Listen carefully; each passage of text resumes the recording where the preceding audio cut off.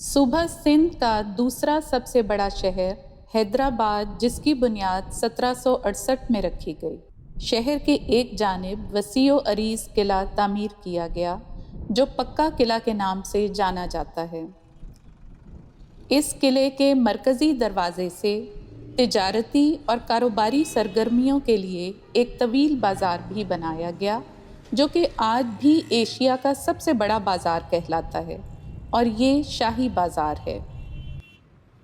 یہ بازار سندھ کے روایتی ہینڈی کرافٹس کے لیے بہت مشہور ہے، اور ان کرافٹس میں سے ایک انتہائی اہم کرافٹ وہ ہے جو کہ دراصل حیدرآباد کی پہچان بھی ہے، یعنی کانچ کی چوڑی۔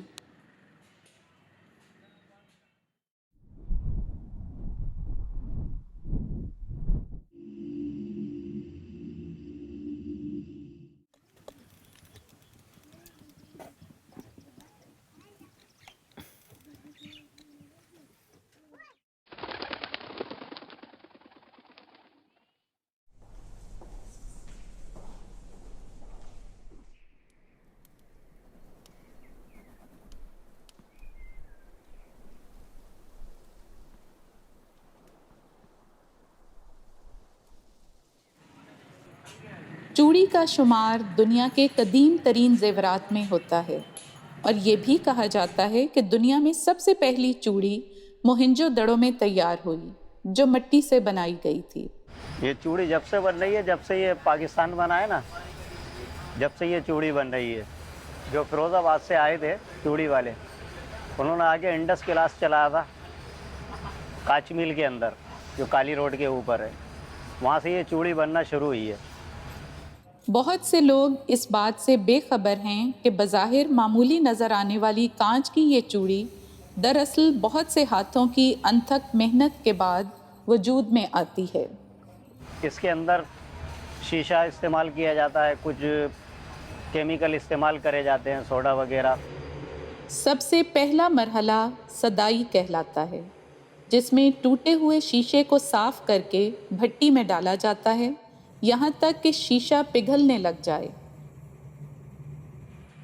اب یہ پگھلتا ہوا شیشہ ایک لچکدار تار کی سی شکل اختیار کرنے لگتا ہے۔ اس لچکدار شیشے کو انتہائی مہارت کے ساتھ نیچے گھومنے والی گول ڈائی پر گھمایا جاتا ہے۔ گھومنے والی یہ ڈائی دراصل چوڑی کا سائز ہی ہوتا ہے۔ سائز کے مطابق یہ رول بھی تبدیل ہوتے رہتے ہیں۔ جیسے ہی لچکدار شیشہ ڈائی پر گرتا ہے، یہ اسپرنگ نما شکل اختیار کرنے لگتا ہے۔ کاریگر انتہائی مہارت اور مستقل مزاجی کے ساتھ لوہے کی ایک سلاخ لیے اضافی شیشہ الگ کرتا جاتا ہے۔ یہ کام دیکھنے میں تو شاید معمولی نظر آتا ہے، مگر اس قدر گرمی میں یہ کام کرنا بلند حوصلے کا متقاضی ہے۔ اس گھومتی ڈائی پر جب چوڑی مکمل ہو جائے تو اس اسپرنگ نما چوڑیوں کو اتار کر الگ رکھ لیا جاتا ہے، اور اس طرح کانچ کی یہ چوڑی اپنے اگلے مرحلے میں داخل ہو جاتی ہے۔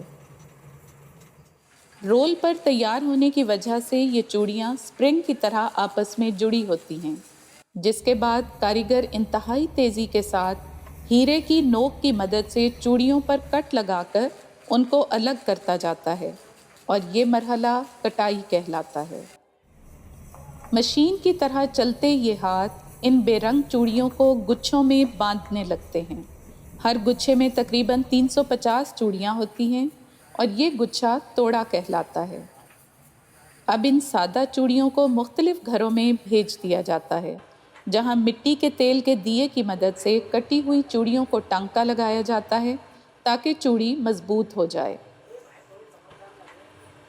کانچ کی چوڑی اپنی مضبوطی حاصل کرنے کے بعد اپنی تکمیل کے آخری مراحل میں داخل ہو جاتی ہے۔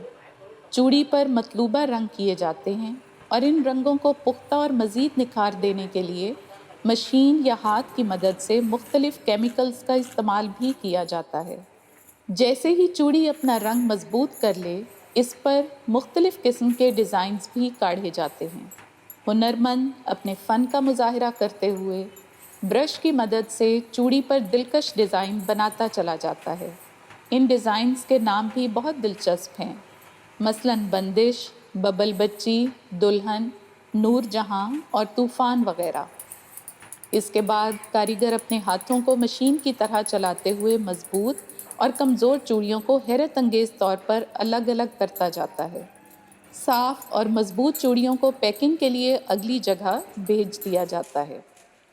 پیکنگ سے قبل چوڑیوں کو مزید نکھار اور خوبصورتی دینے کے لیے اس پر گلیٹر کا استعمال کیا جاتا ہے، اور آخر پر چوڑیوں کو انتہائی سلیقے کے ساتھ ڈبوں میں پیک کر دیا جاتا ہے، اور یہ عمل چکلائی کہلاتا ہے۔